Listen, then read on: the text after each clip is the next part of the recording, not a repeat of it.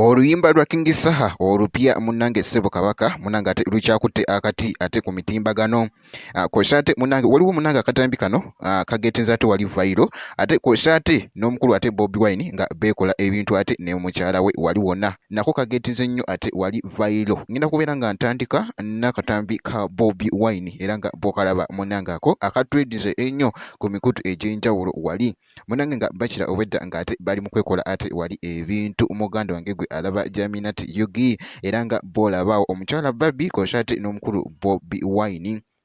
Akatambi kano ate katwedinze nnyo ate wali ku mikutu egy'enjawulo. Jjukira nti no wano nkuwa ate ebitwedize ennyo mbijjayo ate ne mbikuleetera wano ku Jaminat Yugi n'osobola okubeera nga ate obimanya oba nga obiraba wano ku Jaminat Yugi. Munnange ate bwe kitambudde ku mukulu Bobi Wine kw'ossa ate ne mukyala we ate wali Babby Kyagulanyi. Kakati sayidi yo nga nfuddeyo ku katambi kano ate munnange kankulageko katambi ka King Saha. Kakati nno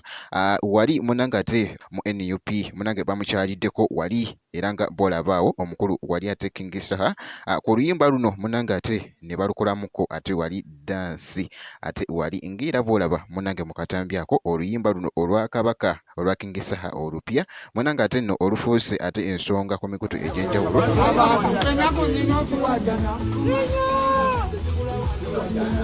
Olw'ensonga y'ebigenda mu maaso abantu ng'abawambibwa abantu bakazijukira olw'ebuterere abajukira emiranga naye nga